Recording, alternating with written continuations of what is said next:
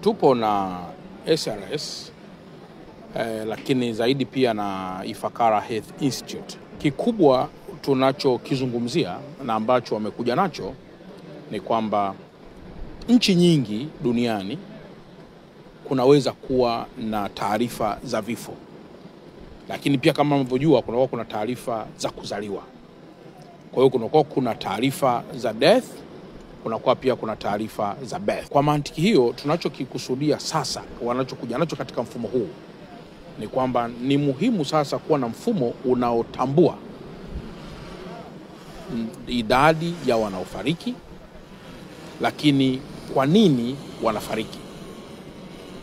Na tutakapojua kwamba kwa nini wanafariki, maana yake itatusaidia kwa lugha moja ama nyingine kuweza kuchukua hatua za kitabibu na kuinvest nguvu nyingi kwenye hicho kinachopelekea au kusababisha vifo. Tanzania ni moja ya nchi ambazo zimeibuka vinara katika proposal zake ambazo walikuwa wameziandika kwa wahisani wetu. Na kwamba mnakumbuka kwamba data ndio kila kitu tunapozungumzia maendeleo ya nchi yoyote. Na ndio maana moja wadau wa jambo hili ni demographers, kwa maana watu wanaojihusisha na masuala ya population. Lakini mbili ni statisticians, kwa maana watu wanaojihusisha na masuala ya data. Lakini tatu ni wizara au sekta afya yenyewe, kwa sababu ndio inayohusika sana masuala ya pase, mambo ya death na mambo mengi ya birth kwa ujumla wake, pamoja na wadau wengineo wengi. Lakini kwa ajili ya nini? Ni kwa ajili ya kuwasaidia policy makers wanaounda sera kuweza kuconsolidate mifumo yao ya kisera na taarifa hizi zinazotoka katika grounds kuhusu namba za vifo na sababu za vifo. Tukifanya namna hiyo inatusaidia kufanya nini? Mnakumbuka kwamba jamii zetu za Tanzania pamoja na jamii zingine zote duniani na hasa kwetu sisi bado hakujawa na teknolojia nzuri sana inayoweza kutusaidia kutrace kila kifo kinachoweza kutokea kutoka kwenye ngazi ya chini. Hii ni kwa sababu gani?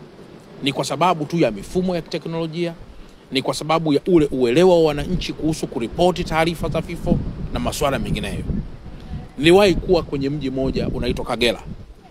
Ndani ya mji wa Kagera kuliwahi kutokea na ugonjwa ambao watu walikuwa wanaugua kwa muda siku 2, wanatokwa damu na wanafariki. Lakini ukiwauliza wanajamii walikuwa wanasema tunalogwa. Hii maana yake nini? Vifo vya aina hii vitakapolipotiwa, maana yake vinasaidia wataalamu sasa kuweza kuviingiza katika takwimu za halisi.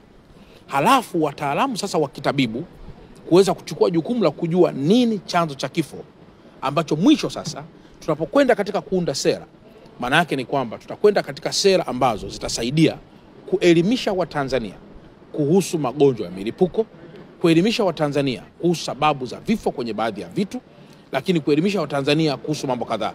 Na jambo la pili, kuinvesti katika jambo hilo ambalo mwisho linaweza kuwa sababu ya kupunguza rasilimali watu. Rasilimali watu sio kila mtu aliyopo katika nchi anayepumua, anakula na kutembea. We cannot call it rasilimali watu, and we cannot call it a potential human capital. In order to be called a potential human capital, nini maana yake? Lazima tuwe na rasilimali watu ambayo serikali imeinvesti kwao kuhusu misingi ya kiafya, serikali imeinvesti kwao kuhusu idadi na takwimu sahihi ya watu wao, serikali imeinvesti kwao kuhusu umuhimu wa kupata elimu, ili mwisho wa siku sasa tuje tupate kitu kinachoitwa potential human capital in the country. Kwa hiyo SRS kitu ambacho anakuja nacho sasa ni kupata takwimu hizi zitakazosaidia taifa kuwekeza, ili mwisho lije lipate kitu kinachoitwa umadhubuti wa rasilimali watu katika taifa, ambayo ndio itakuwa ni instrument moja kubwa sana katika kukuza, kustawisha maendeleo katika taifa, kutumia kwa ufanisi rasilimali zetu na kupanga rasilimali zetu kwa maslahi ya kizazi cha sasa na kizazi kijacho.